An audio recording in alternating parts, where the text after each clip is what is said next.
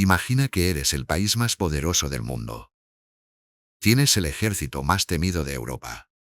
Tienes un imperio que abarca medio planeta, 2 océanos, 4 continentes. Y aún así, pierdes. No en el campo de batalla. Pierdes en algo mucho más difícil de recuperar. Pierdes la historia. Alguien reescribe quién eres, quién fuiste.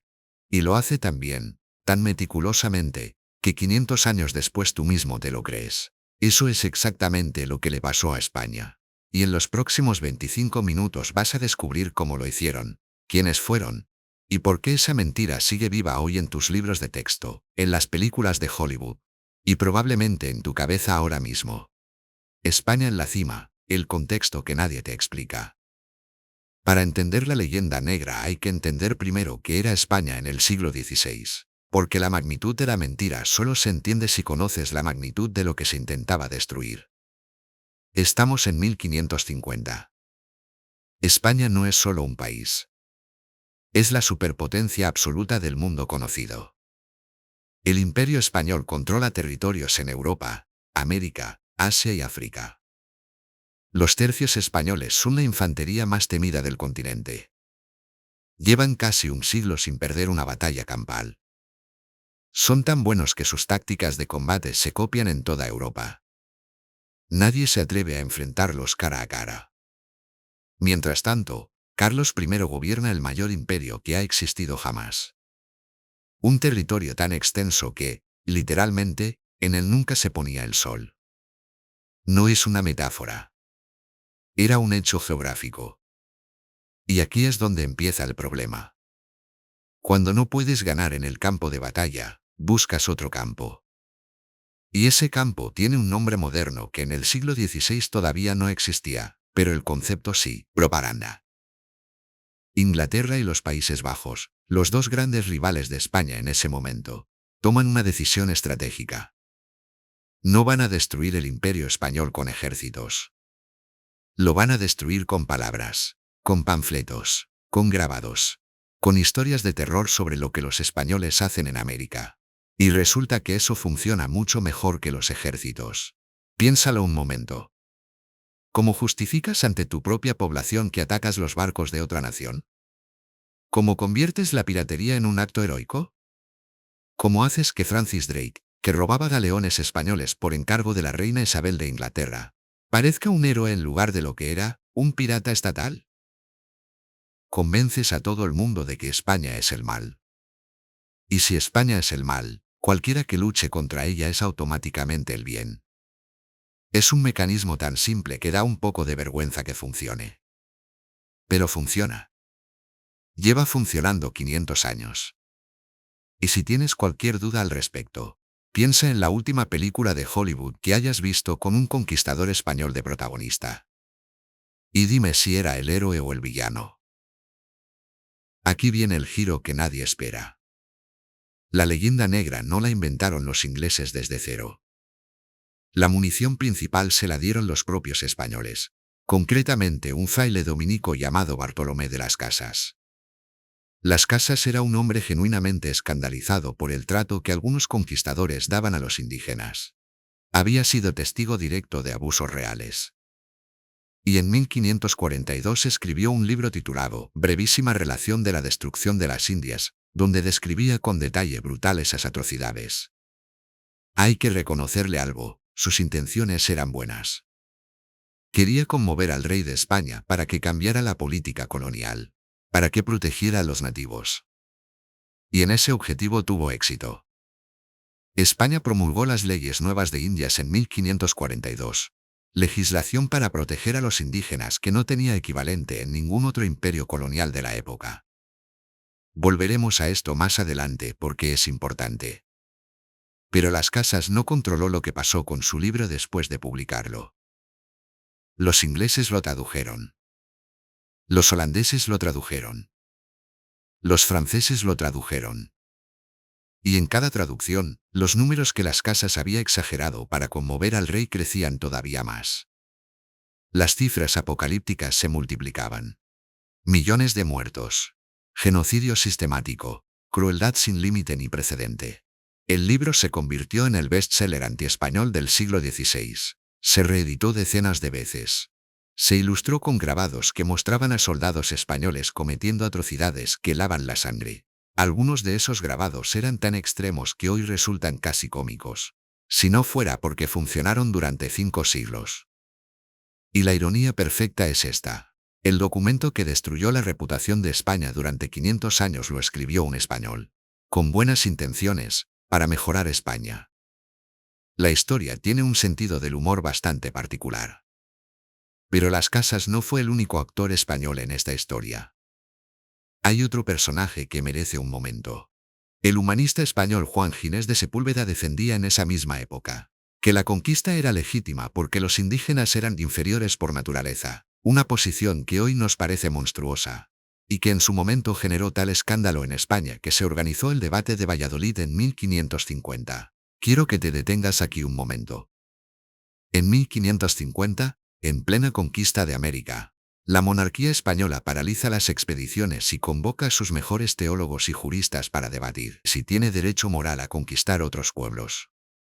Ningún otro imperio de la historia había hecho algo así.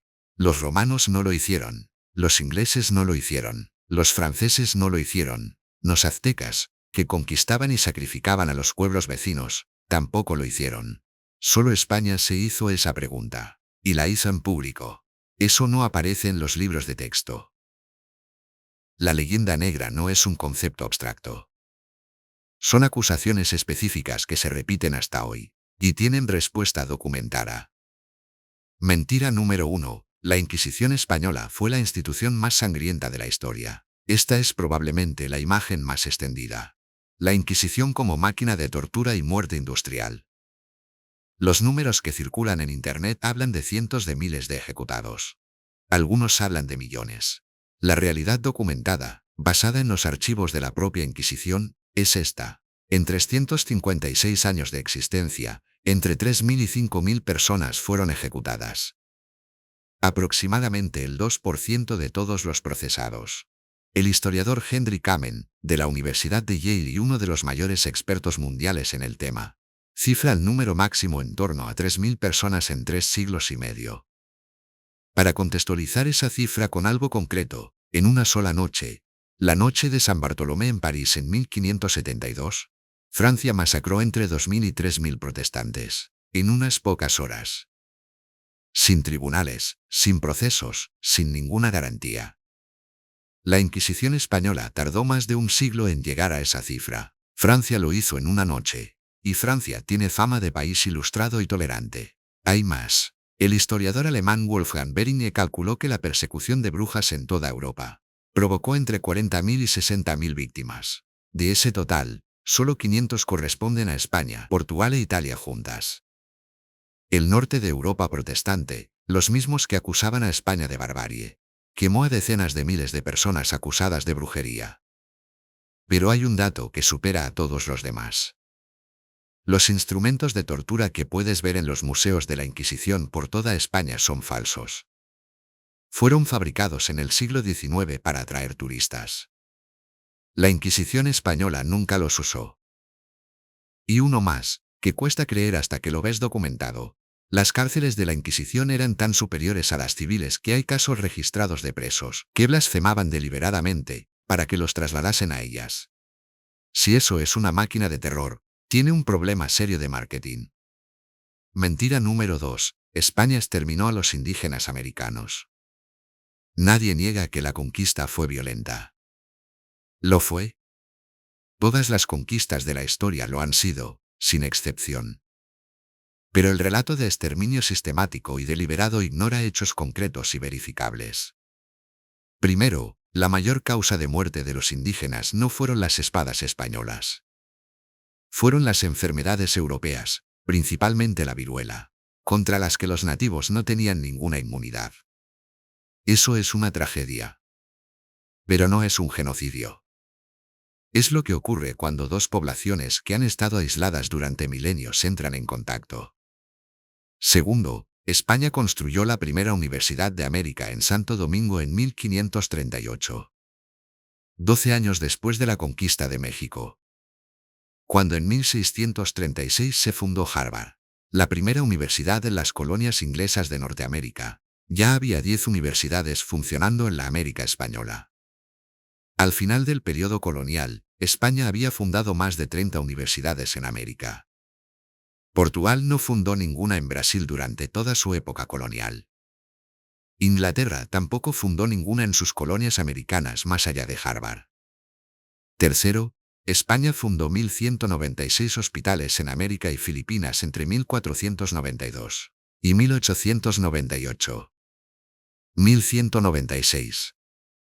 Los reyes católicos habían ordenado en 1503 construir un hospital en cada pueblo donde hubiera población, tanto española como indígena. En el Hospital Real de Naturales de México, los pacientes recibían 3 comidas diarias: desayuno con chocolate, almuerzo con caldo de cordero o gallina, y cena. En pleno siglo XVI. Cuarto, las leyes de Indias establecieron una jornada laboral máxima para los indígenas. Establecieron que si un indio caía enfermo por su trabajo, debía ser atendido médicamente. Establecieron que los indios eran súbditos de la corona con derechos, no esclavos. ¿Se cumplían estas leyes siempre? Las leyes no se cumplen siempre en ningún lugar del mundo. Pero que existieran en el siglo XVI, cuando en las colonias inglesas los nativos eran directamente exterminados o confinados en reservas, es un dato que no aparece en ninguna película de Hollywood. La diferencia entre el modelo español y el anglosajón es visible hoy mismo, 500 años después. Latinoamérica es mestiza. Es una civilización nueva nacida de la fusión entre lo europeo y lo indígena. Norteamérica no es mestiza. Los pueblos nativos de Norteamérica fueron reducidos a una fracción de su población original, y fueron confinados en reservas donde todavía viven hoy. Uno de estos dos modelos coloniales produjo la leyenda negra. Y no es el que la mayoría de la gente cree. Mentira número 3. España fue un país oscuro, atrasado y enemigo del conocimiento.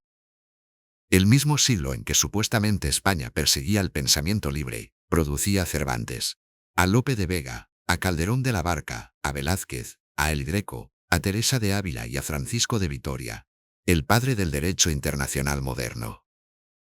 Lo llamamos el siglo de oro por alguna razón. Y mientras la Inquisición supuestamente ahogaba el pensamiento científico, España mandaba a sus mejores científicos y naturalistas a explorar y catalogar América. A finales del siglo XVI entraron en Nueva España alrededor de 30.000 libros. La Ciudad de México y Lima tenían un nivel cultural comparable al de las principales ciudades europeas. Los españoles, además, nunca incluyeron las obras de Galileo en su lista de libros prohibidos. El gran símbolo del oscurantismo religioso contra la ciencia no fue cosa de España. ¿Cómo se fabricó la mentira? El mecanismo. Hay un mecanismo concreto que vale la pena entender porque no ha cambiado nada en 500 años. Los ingleses y holandeses no inventaron historias de la nada. Cogieron hechos reales, los exageraron hasta hacerlos irreconocibles, eliminaron el contexto, ignoraron sus propios crímenes equivalentes, y repitieron el resultado hasta que se convirtió en verdad aceptada. Es exactamente lo que hoy llamamos una campaña de desinformación. Con 500 años de antelación. El historiador americano Rodney Stark lo dijo sin rodeos. El informe estándar sobre la Inquisición española es en buena medida una sarta de mentiras, inventadas y difundidas por propagandistas ingleses y holandeses en el siglo XVI, coincidiendo con las guerras que estas dos naciones sostuvieron con España, y repetidas desde entonces por historiadores maliciosos o mal informados. Pero hay algo más perturbador todavía. La leyenda negra no hubiera sobrevivido 500 años, si no hubiera encontrado aliados inesperados dentro de la propia España. Y aquí viene el giro más irónico de toda esta historia. Primero fueron los ilustrados del siglo XVIII, cuando la Ilustración francesa llegó a España con los Borbones. Los intelectuales progresistas españoles adoptaron la imagen de una España oscura y fanática como argumento, para criticar al antiguo régimen. La leyenda negra se convirtió en una herramienta de política interior.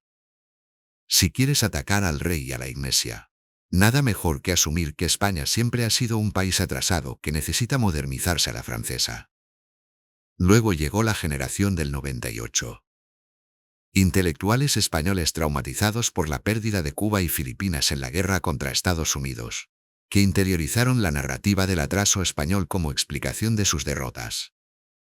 Unamuno, Baroja, Machado, genios todos ellos, contribuyeron sin quererlo a consolidar desde dentro la imagen que los enemigos de España habían construido, desde fuera. Y finalmente, algo que casi nadie menciona: la propaganda franquista. El régimen de Franco utilizó activamente la defensa del honor histórico de España como argumento político. Nos atacan porque somos diferentes, porque somos católicos, porque somos españoles. Eso asoció para siempre, en el imaginario de la izquierda española, la defensa de la historia de España con el franquismo. Y como consecuencia, durante décadas, cuestionar la leyenda negra quedó políticamente marcado. El resultado es uno de los fenómenos más extraños de la historia cultural. Hay españoles que hoy defienden activamente una versión de su propia historia escrita por sus enemigos históricos. No por ignorancia. Por razones ideológicas del siglo XX que no tienen nada que ver con el siglo XVI. La vigencia hoy, ¿por qué importa esto en 2026? En 2019, el presidente de México, Andrés Manuel López Obrador, exigió públicamente que el rey Felipe VI pidiera perdón por la conquista de América. 500 años después, propaganda fabricada en el siglo XVI, siendo utilizada por un político del siglo XXI para generar titulares y distraer de sus problemas de gobierno. Eso es la leyenda negra hoy. No es historia antigua. Es una herramienta política que sigue funcionando. Y no es solo política latinoamericana. Es Hollywood. Cada película sobre la conquista de América que se produce en Estados Unidos sigue el mismo guión. Conquistadores crueles y codiciosos destruyendo civilizaciones paradisíacas. El subgénero lleva décadas siendo un producto de exportación cultural, cuyo origen ideológico nadie parece querer rastrear. ¿Por qué le interesa a Estados Unidos mantener viva la imagen de España como potencia colonial brutal? Tal vez porque Estados Unidos nació de colonias inglesas que exterminaron a sus nativos, y compararse con el modelo español hace que su propia historia quede algo más incómoda de justificar. O tal vez simplemente porque la leyenda negra lleva 500 años funcionando y nadie se ha molestado en apagarla. Quiero terminar con algo que me parece importante decir. Nada de lo que has escuchado hoy significa que España no cometió errores. Los cometió. La conquista tuvo episodios de violencia real. La Inquisición existió y procesó a personas inocentes. El absolutismo de los Habsburgo existió. Pero ningún país de la historia ha sido juzgado con ese nivel de minuciosidad selectiva y ese desprecio. Cuando Inglaterra transportaba esclavos africanos en sus barcos para trabajar en sus plantaciones americanas, eso no definió para siempre la imagen de los ingleses en el imaginario global. Cuando Francia masacraba protestantes en la noche de San Bartolomé, eso no se convirtió en el símbolo permanente de la barbarie francesa. La diferencia no es lo que se hizo. La diferencia es quién ganó la guerra de la narrativa. Y España la perdió. Pero eso se puede cambiar. Empieza por saber qué ocurrió. La pregunta que me dejo para pensar: ¿cuántas otras historias que das por ciertas están escritas por alguien que tenía interés en que las creyeras? En el próximo capítulo vamos a ver exactamente qué construyó España en América. Lo que está documentado y que no aparece en los libros de texto. Y hay datos que van a sorprenderte. Si este vídeo te ha parecido útil, suscríbete. La serie continúa el próximo jueves.